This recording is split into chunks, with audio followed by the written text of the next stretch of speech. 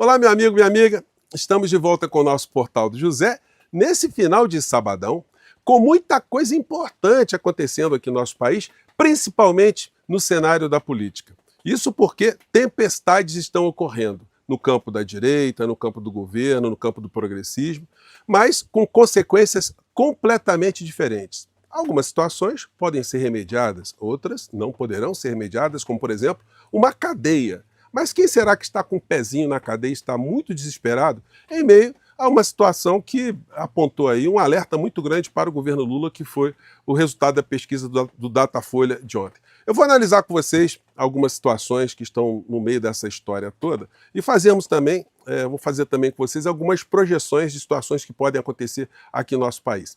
Antes de mais nada, quero mais uma vez agradecer de coração a todos vocês que têm ajudado nosso portal a chegar em tanta gente, ser mais conhecido, ser mais prestigiado, e ontem ter vencido pelo voto popular a premiação do IBEST, que é uma espécie de Oscar da internet brasileira, como o melhor canal de opinião política, graças ao voto popular. Então quero agradecer as milhares de mensagens que vocês mandaram para cá, porque isso reforça as nossas atividades, os nossos encontros, dá mais respeitabilidade, mais visibilidade ao que nós discutimos aqui todos os dias no nosso Portal do José. Então, mais uma vez, muito obrigado e vamos seguir em frente. Se você chegou agora, se inscreva também e se una aos mais de 1 milhão de amigos e amigas que já estão inscritos e conectados através do nosso Portal do José. Compartilhe os nossos vídeos, nunca se esqueça de dar o seu joinha, o seu comentário e, se puder, venha também para o nosso clube de membros. Você que é muito bem-vindo e muito bem-vindo. Gente, vários analistas estão se debruçando para poder compreender o que leva um presidente da República, em pouco menos de 60 dias, ter uma queda de 11% na sua aprovação. E aí é o seguinte, objetivamente, o que aconteceu? O Lula matou alguém e nós não estamos sabendo? O Lula fez alguma coisa que seja pavorosa e que a população descobriu e nós não estamos sabendo? Ele cometeu algum ato de traição nacional? Enfim, porque só uma coisa muito radical faria alguém perder tantos pontos de intenção de voto e de popularidade também. Isso tem sido atribuído à campanha que foi feita pelo Pix, né, ou em relação ao Pix aqui no nosso país, que atingiu milhões e milhões de pessoas. Isso se deve muito por responsabilidade do governo. A direita, ela nunca poderia ser cobrada de coisas que ela não faz, ou seja, tratar assuntos com seriedade e com escrúpulos. Eles sempre vão atuar sempre na marginalidade. E pegaram essa questão do Pix, fizeram distorções e conseguiram amedrontar uma boa parcela da sociedade brasileira.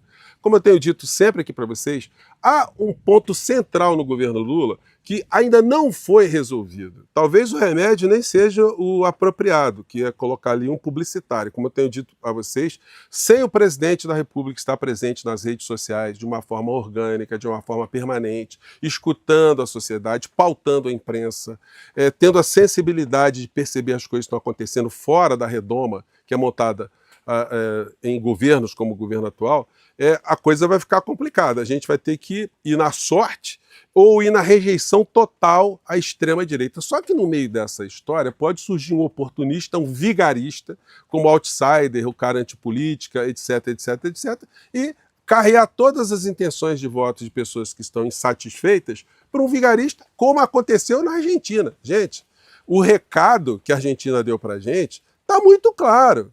O governo de Alberto Fernandes foi um governo democrático, um governo que respeitou o teto fiscal, pelo menos tentou obedecer os ditames do mercado financeiro, do rentismo, uma pessoa que não se confrontou com segmentos muito importantes, com os veículos de comunicação, não se confrontou nas redes sociais. Moral da história, o governo dele foi simplesmente pulverizado, liquidado por um vigarista como Milei, que agora sim está destruindo a Argentina e jogando o povo da Argentina na miséria.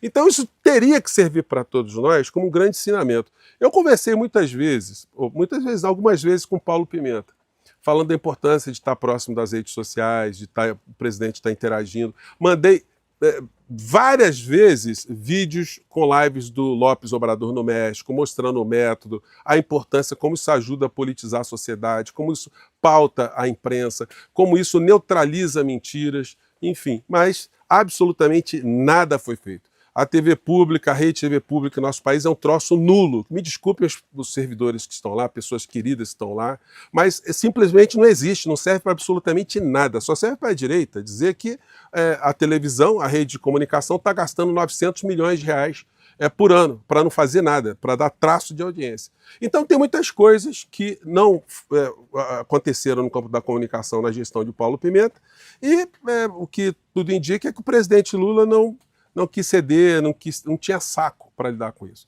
Mas uma pessoa, quando tem noção das coisas que estão acontecendo, tem que pegar e tem que insistir. Eu falei para a equipe do Pimenta inteiro, olha, se vocês não têm capacidade de colocar o presidente Lula para conversar com a sociedade brasileira, que é uma obrigação dele, não é uma faculdade de um democrata, é assim que as coisas funcionam. Vocês têm que pegar o boné, entregar e ir embora. O que aconteceu? O boné foi retirado, né? Retirado dessas pessoas, muitos saíram magoados, enfim, agora está um publicitário lá, o Sidônio, que tem essa visão mais formal de alguém que vende produtos, vende imagens, mas isso hoje só não está bastando, não.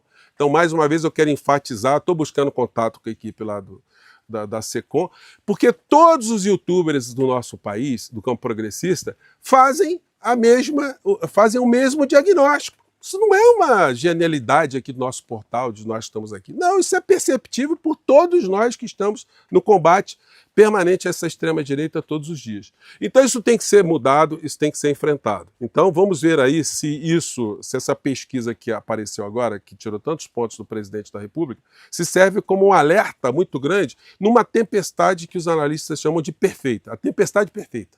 Várias confluências de situações que culminam num desastre total para uma pessoa que está no poder. E se chegar num ponto culminante, isso pode não ser mais reversível, mas ainda pode ser reversível, e eu acredito que será reversível. E, por outro lado, nós temos uma outra tempestade que está acontecendo também, e que essas pessoas não estão nem conseguindo desfrutar a tempestade que está acontecendo ao outro lado, porque eles estão tentando aproveitar essa pesquisa do Datafolha, que eles sempre criticaram. Eles sempre disseram que a pesquisa é dirigida. Agora estão todos com uma certa timidez de falarem do Datafolha, né, de usarem a Datafolha com o argumento que eles sempre atacaram, sempre disseram que o Datafolha era vendida. Então, eles não estão sequer conseguindo fazer muito mais barulho, porque a figura do inelegível está em total desespero. Gente, eu mostrei para vocês, aqui não vai dar para mostrar agora, que está meio escuro já. Gonê já finaliza a denúncia contra Bolsonaro e crimes apontados podem chegar a 28 anos de prisão. Isso já está unânime, já vazou. O Procurador-Geral da República, com certeza, diante de tantas agressões, tantas ameaças que essa gente da extrema-direita está fazendo aqui e fora do nosso país, falou, olha, eu vou dar uma pista aqui, como é que a coisa vai acontecer. E se ele estava pensando em fazer essa denúncia ou denúncias mais tarde, eu acho que esse troço vai vir mais cedo. Porque essa gente continua a correr, a conspirar, com um detalhe muito grande. A figura do inelegível, ele deu uma entrevista ao UOL, e o título é Às vésperas da denúncia, Bolsonaro retoma ataques com mentiras ao TSE. Gente, ele falou cada coisa que, obviamente, são mentiras e que ele não pode provar, justamente porque são mentiras, mas que coloca o senhor Paulo Gonet numa situação muito complicada, né? Ele disse coisas como essa aqui. Eles, o TSE, fizeram uma campanha. Aí sim, pode ter dinheiro de fora, disse Bolsonaro. Então, Bolsonaro está acusando o TSE de ter recebido dinheiro de fora para interferir nas eleições. Só que o negócio é inelegível. Sabe quem era o procurador geral, eleitoral, durante a sua campanha, quer dizer, durante a campanha do ano de 2022? O senhor Paulo Gonet Branco. Então, quando se fala que o TSE estava recebendo grana, então o senhor Paulo Gonet também recebeu também, ou ele percebeu que estava se recebendo grana. Então, de um certo modo, ele é um corrupto também, é um venal que se envolveu numa eleição fraudulenta. É isso que o senhor está dizendo, senhor inelegível. Então, vamos ver se isso terá consequências ou não, né? Outra coisa, só aí o TSE arranjou 2 milhões de votos para o Lula, voltou a acusar o ex-presidente, porque ele falou que o TSE fez uma campanha pelo voto dos jovens, como o TSE sempre fez. E ele diz que a maior parte dos jovens são eleitores de Lula. Eu queria saber qual a base dele, né, para isso. E que isso foi uma forma do TSE fazer campanha a favor de Lula. E vieram outras acusações também, né? Ele falou dos vídeos que ele não pôde publicar contra o Lula e que foi censurado, aquela ladainha toda. Só que nessa história toda, o senhor Paulo Gonet passa a ser também vidraça nessa história. Por isso, a importância do senhor Paulo Gonet perceber, se ele ainda não conseguiu perceber, o criminoso que esteve à frente do nosso país. Esperamos que as tintas aí fiquem bem carregadas, que as provas sejam muito bem amarradas, que a denúncia seja muito bem feita e que o Supremo Tribunal Federal condene essa criatura só nesse inquérito aos 28 anos que já estão sendo ventilados como os anos possivelmente que cairão nas costas dessa criatura, né? Há vários jornais falando isso, presta a ser denunciado pela PGR, Bolsonaro volta a atacar urnas e Moraes. Como eu disse a vocês, atacando, como sócio dessa história, o Procurador-Geral da República. Poder 360, TSE recebeu dinheiro para mudar eleições de 2022, diz Bolsonaro. Gente, só que isso tudo faz parte de um desespero. Se há uma tempestade perfeita em relação a ações governamentais, que tem um ponto, vou ilustrar aqui, fazendo um corte aqui no nosso papo, só para ilustrar para vocês, porque eu nunca vi ninguém falar sobre isso. Uma coisa que parecia muito óbvia para o presidente da República, para as pessoas tão próximas, mas para a sociedade brasileira não era tão óbvia assim, e a extrema-direita utilizou de uma forma bem calhorda, bem bandida, a expressão. Do que eu estou falando? O presidente da República, durante a campanha, ele dizia o seguinte, que o desejo dele era fazer o pobre voltar a comer picanha e tomar sua cervejinha. A direita utilizou essa fala do presidente da República como sendo uma proposta, sendo uma meta, uma missão dele fazer com que os preços da carne baixassem e o preço da cerveja baixasse também. Só que nunca foi isso o que foi pretendido ser dito. Nunca foi esse o cerne da questão. O cerne da questão sempre foi, e reflitam comigo se eu estou exagerando, se eu estou aqui descobrindo a pólvora.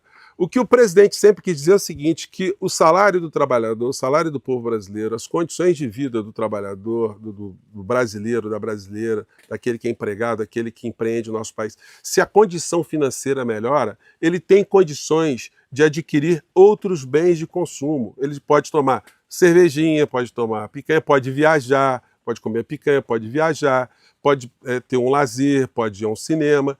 Foi isso que o presidente da República quis dizer. E não uma coisa mesquinha, uma coisa babaca, uma coisa estúpida, sem sentido, de ter um presidente da República voltada com o projeto de baixar o preço.